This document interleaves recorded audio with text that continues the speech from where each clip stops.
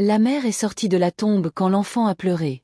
Quand l'enfant pleurait sur la tombe de sa mère. Alors l'âme de la mère est sortie de la tombe. Qu'est-ce qu'une mère? Et quand ses enfants sont blessés? Alors, que lui arrive-t-il? Après avoir vu cet incident intéressant aujourd'hui, votre foi sera renouvelée. Il faut absolument regarder cet incident intéressant jusqu'au bout. Cet incident se déroule dans un village indien. Dans ce village, une femme pauvre. Et son mari vivait avec son fils unique. Mes amis, cet incident concerne cette femme. Cette femme était très juste et pieuse. Cette femme s'appelait Amrine. La maison d'Amrine offrait tout le bonheur qu'elle désirait. Mais Allah l'avait privée d'un bonheur. Ce bonheur. Ses deux époux n'avaient pas d'enfants. 5 ans s'étaient écoulés depuis leur mariage. Les membres de la famille racontaient toutes sortes de choses à Amrine. Et la narguaient. Que tu es stérile, sans enfant. On dit à son mari.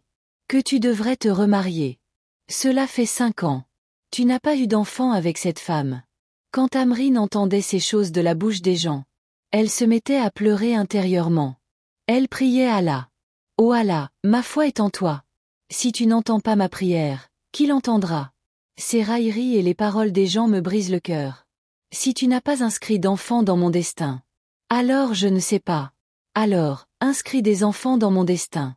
Parce que tu acceptes les prières quand on te les demande. Ainsi, quelques jours passèrent.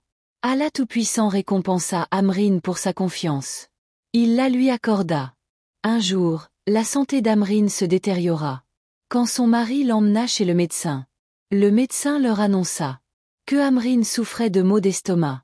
En entendant cela, le mari et la femme furent fous de joie. Amrine commença à remercier Allah. Maintenant, elle était très heureuse. Là où les gens la raillaient. Maintenant, ces mêmes personnes la louaient. Que Allah l'ait récompensée pour sa confiance. Elle resta patiente. Et supporta les paroles des gens. Amrine était très heureuse. Son mari était également très heureux. Enfin, quand Amrine donna naissance à un fils. Ainsi, la volonté de Dieu s'accomplit. Que Amrine quitte ce monde avec cette douleur. Amrine était décédée. Son mari était très inquiet, d'un côté en voyant son bonheur. Et de l'autre en voyant sa femme se séparer. Il était bouleversé. D'un côté, Allah lui avait donné le bonheur d'avoir un fils. De l'autre, ma femme m'avait quitté et s'en était allée. Elle ne pouvait même pas voir son fils. Que vais-je faire maintenant? Comment vais-je élever mon enfant sans elle? Il s'est mis à pleurer beaucoup. Parce qu'il aimait énormément sa femme. Il a commencé à dire. Alors ne me quitte pas et ne pars pas. Comment vais-je élever ton fils sans toi? Mais que peut-il arriver? L'épreuve était terrible. Allah Tout-Puissant l'a encouragé et il est devenu patient. Il a commencé à prendre soin de son enfant. Amrine voulait que son fils s'appelle Ali. Alors, selon le souhait de sa femme, il a appelé son fils Ali. Ali a grandi au fil des jours. Il l'élevait bien. Il ne lui laissait jamais le manque de sa mère. Il l'a fait admettre dans une bonne école. Maintenant, elle était aussi la mère d'Ali. Et il était aussi son père. Ali n'avait jamais réalisé qu'il n'avait pas de mère. Parce que son père exauçait tout ce qu'il demandait. Il était toujours heureux. Sa mère ne lui manquait jamais. Son père ne laissait jamais les larmes lui monter aux yeux. Parce qu'il l'aimait immensément. Les gens le louaient. Après la mort de sa femme, ils étaient très heureux de la façon dont il élevait son fils. Sa vie s'était très bien passée. Mais parfois, quand il pensait à sa femme, il se mettait à pleurer. Il ne pleurait pas devant son fils. Mais il pleurait certainement seul. 4 ans passèrent ainsi. Les gens le disaient maintenant. Que tu te maries, ton enfant grandit. Qui s'occupera de lui? Quand tu vas travailler, ton enfant. Il reste seul à la maison. Ramène un membre de ta famille à la maison. Laisse celui qui gère ta maison s'occuper de ton enfant. Sa mère ne lui manque pas. Il l'écoute et épouse une belle fille. La fille était aussi très belle. Adil a aussi décidé ça. Que s'il se marie, l'enfant aussi. Ma femme prendra bien soin de lui. Je n'aurai pas à m'en soucier. Que mon fils soit seul à la maison. Quand j'irai travailler. Quand il se mariera. Et puis cette fille viendra chez lui comme une mariée. Il l'annonce à sa femme le premier soir du mariage. C'est mon fils, il s'appelle Ali. Depuis la mort de sa mère. Alors je l'élève. Sa mère est morte dès sa naissance. Je t'ai épousé pour cette raison. Pour que tu considères mon enfant comme le tien. Et que tu prennes bien soin de lui. Sa femme était très intelligente. Cette fille lui a dit, ne t'inquiète pas. Ce n'est pas ton fils. Au contraire, à partir d'aujourd'hui, il est aussi mon fils. Tu devrais immédiatement ôter cette inquiétude de ton cœur. Que ton fils soit seul. Sa mère ne lui manquera pas. À partir d'aujourd'hui, je suis sa mère. Et je prendrai bien soin de lui. Cette fille avait une mauvaise habitude. Elle se maquillait beaucoup et se mettait en valeur. Parce qu'elle venait d'une famille riche. Les jours de sa vie passaient ainsi. Adal ne s'inquiétait plus pour l'enfant. Il était satisfait d'avoir trouvé une mère. Et ma deuxième femme s'occupe de lui. L'enfant était aussi très heureux. Son cœur était attaché à la nouvelle maman. Mais cette femme a commencé à se fâcher contre l'enfant. Parce qu'elle s'est mise à l'envier. Comme son père l'aime. Si j'avais eu des enfants de lui, il ne les aimerait plus autant. Cette femme a commencé à l'envier. Elle se faisait passer pour sa belle-mère. Elle a commencé à regarder l'enfant d'un mauvais œil. Chaque fois qu'Adil était au travail. Puis à la maison, elle le grondait souvent. Et disait que je ne suis pas ta mère. Comprends, Aïecha, c'est toi qui fais le ménage maintenant. Tu le feras toute seule, je ne peux plus te nourrir. Devant ton père, je t'aime. Mais quand il partira, alors je te traiterai aussi mal. Parce que tu n'es pas mon enfant. Comment puis-je t'aimer? Mon futur enfant est mon vrai enfant. Et je l'aimerai. Jusqu'à sa naissance, je te garderai hors de cette maison. Cette femme a commencé à être jalouse de lui. Elle a commencé à lui faire de grandes choses. Alors qu'il n'y arrivait pas tout seul. Il s'est mis à pleurer tout le temps. Maintenant, sa mère lui manque. Parce qu'il a un peu grandi maintenant. Maintenant, il a commencé à comprendre quelque chose. Il n'a même pas dit à son père par peur. Un jour, sa mère lui a fait faire une chose très cruelle. Alors il est venu voir son père en pleurant. Ce père, ma belle-mère, est très cruelle avec moi. Elle me fait faire beaucoup de travail pénible.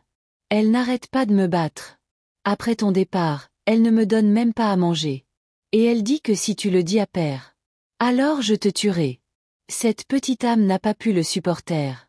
Et elle a tout raconté à son père. Père est très en colère. Il demande à sa femme, que dit cet enfant? Lui as-tu dit ça? Alors cette méchante femme s'est mise à pleurer.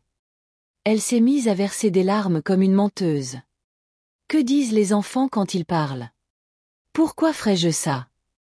C'est un enfant qui joue. Il a dit ça. Eh bien, ce père ne croit pas l'enfant. Cet enfant a dû dire ça par erreur. Après son départ, cette femme a commencé à dire, « Tu as tellement de courage que tu t'es plaint à ton père. Sors de chez moi. » Cette femme cruelle commence à battre cet enfant innocent. Elle commence à l'opprimer. Va-t'en et ne reviens jamais. Si tu reviens, alors je te tuerai de ma vie. L'enfant, effrayé, se mit à pleurer et à dire, « Mère, ne dis pas ça, ne fais pas ça. Où vais-je aller? J'ai peur, dit la femme. Je ne suis pas ta mère, tu ne comprends pas. Je suis ta mère, ta belle-mère, pas ta vraie mère. Sors de cette maison, seul mon enfant y vivra. » C'était un enfant, il a quitté la maison par peur. Et il a erré affamé pendant des jours. L'enfant ramassait de la nourriture crue dans la rue et la mangeait. Sa vie était désormais désolée. L'enfant était devenu mendiant. Il s'est mis à ramasser des déchets et à les vendre. Quand le mari est rentré le soir, sa femme pleurait. Elle hurlait. Il demande à sa femme ce qui s'est passé. Où est l'enfant et pourquoi pleures-tu comme ça? Alors elle dit, nous sommes ruinés. Quelqu'un a kidnappé mon enfant. Je dormais, cet enfant elle jouait dehors. Quand je suis sortie, quelqu'un l'a kidnappé et emmené. Que faire? J'ai essayé si fort. J'ai essayé de la retrouver, mais je ne l'ai trouvée nulle part. Adil ne comprenait pas la tromperie de sa femme. Il a fondu en voyant les fausses larmes sur le visage de sa femme, et il dit, « C'est vrai, mon fils a été kidnappé. » Sa femme racontait plein de mensonges. Et il était très inquiet. Où est passé mon enfant? Qui l'a kidnappé? Le sol s'est dérobé sous ses pieds. Il dit à sa femme, « Viens. Viens avec moi, retrouvons-le. Si Dieu le veut, mon enfant sera retrouvé. Mon monde entier a été détruit. Que vais-je faire? Où irai-je sans lui? Il se mit à fouiller les rues avec cette femme rusée. Malgré tous ses efforts, l'enfant n'a pas été retrouvé. Après tout, l'enfant était parti quelque part. Que Ali pleure maintenant en souvenir de sa mère. Il se souvenait maintenant de sa mère. Oh ma mère, si tu étais de ce monde. Alors je ne serais pas en train d'errer comme ça aujourd'hui. Maintenant, il avait grandi. Maintenant, il avait compris quelque chose. Un jour, il pensa. Que j'aille sur la tombe de la mère. Et que je lui raconte toute l'histoire. Cet enfant arrive sur la tombe de sa mère. Il se met à pleurer fort, à crier. Il se met à hurler. On aurait dit que sa mère l'écoutait. Il dit, « Regarde, mère. Tu m'as quitté et tu es venue. Et ton enfant a été jeté hors de la maison. Son père l'a aussi quitté. Ma belle-mère m'a fait du tort. Alors comment as-tu pu me quitter et venir? Les mères sont le refuge de leurs enfants. Elles ont un toit au-dessus de leur tête quand elles sont avec leur mère. Regarde, l'enfant ne souffre pas. Alors tu es venu ici, ton enfant souffre. Il a faim depuis plusieurs jours. L'âme de la mère revient. C'est la volonté d'Allah qu'elle sorte de la tombe. Elle sort après avoir vu le désir de son enfant. Quand l'enfant voit sa mère devant ses yeux. Alors il fond en larmes de joie. Il serre sa mère dans ses bras. L'âme de la mère était très triste. Elle ressentait la douleur de son enfant. Et par l'ordre d'Allah, elle était apparue juste devant lui. L'enfant serrait sa mère dans ses bras et pleurait. Il lui exprimait la douleur de son cœur. Que mon père s'était remarié. Ma belle-mère m'a battu et m'a jeté dehors. Mère, je ne retournerai plus chez moi maintenant. Je resterai avec toi. Cet enfant raconte tout l'incident à sa mère. Sa mère se met à pleurer. Une mère est une mère, qu'elle soit de ce monde ou non. Son âme ressent la douleur de l'enfant. De même, Amrine ressentait elle aussi la douleur de son enfant. Et par l'ordre d'Allah, elle est apparue devant son enfant. Pendant ce temps, le père était très attristé par le chagrin de son fils. Il se souvint de sa femme et de son enfant. Ô Amrine, tu as quitté ce monde. Tu m'as enlevé tout le bonheur. Tu m'avais donné un bonheur, un enfant, et lui aussi est parti. Où es-tu passé? Alors, mère et fils, revenez. Mon cœur est brisé, ma femme aussi était surprise. Parce que le cœur d'Adèle était parti. Elle avait compris qu'il aimait l'enfant. Et j'ai fait beaucoup de mal, commença-t-elle à dire. Ne sois pas triste comme ça. Notre nouvel enfant est sur le point de venir au monde. Mais rien n'y faisait pour Adèle. Il n'était plus heureux. Il pleurait tout le temps maintenant. Il avait même arrêté d'aller travailler. Il pleurait tout le temps en souvenir de son enfant et de sa femme. Un jour, il est allé au cimetière se recueillir sur la tombe de sa femme. Il tremblait en voyant cette scène. Parce que sa femme et son enfant étaient assis sur la tombe et mangeaient. Sa femme était occupée à prier. Il vit toute cette scène de ses propres yeux. Pour la première fois, il eut l'impression de rêver. Mais ce n'était pas un rêve, c'était la réalité. En voyant cette scène, des larmes lui coulèrent aux yeux. Courageux, il alla vers elle. L'âme était une âme, elle disparut. Mais l'enfant était évident et dit, « Père, tu n'es pas mon père. Alors, va-t'en d'ici, je vis avec ma mère. Ta seconde femme m'a mis à la porte. Ma belle-mère a été très cruelle envers moi. Elle a dû mentir. Alors, de toi, mais depuis quand suis-je avec ma mère? Ma mère me donne à manger tous les jours. Elle prend bien soin de moi. Cette mère n'était pas gentille avec moi. » L'enfant raconte toute l'histoire. Les paroles tristes de l'enfant semblaient transpercer le cœur d'Adil. Il n'arrivait pas à y croire. Que cette femme rusée se révèle si rusée et cruelle. Sa vraie nature allait me être révélée. Penser cela le rendait encore plus furieux. Il s'enfuit et emmène son fils avec lui. Et dit à sa femme. « Ô femme rusée, n'as-tu pas honte? Quelle dureté de cœur tu as eu de faire tant d'injustice à mon enfant. Tu n'as pas honte. Tu ne pensais même pas que tu deviendrais mère. Que ce n'est pas ton enfant mais celui d'un autre. C'est mon sang. Pourquoi as-tu fait ça? Tu ne resteras pas dans cette maison. Je divorce immédiatement.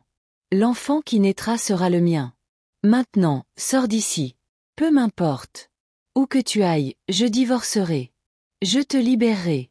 Sors de ma vie. Laisse-moi vivre en paix, moi et mon enfant. Tu es venu comme un feu dans notre bonheur. Et tu l'as réduit en cendres. Maintenant, tu ne resteras pas éternellement dans cette maison. Alors tous les plans ont échoué. Allah a révélé ta vraie nature devant moi. Et elle a accompli de tels miracles.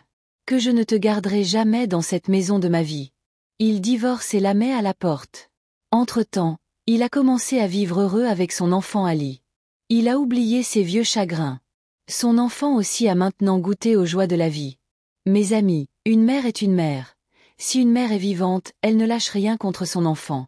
Si elle a quitté ce monde, alors son enfant est lésé dans le monde. Elle souffre. Alors l'âme de la mère ressent toute cette scène. Elle ressent. Si une mère est vivante, elle ne lâche rien contre son enfant. Si elle a quitté ce monde, alors son enfant est lésé dans le monde.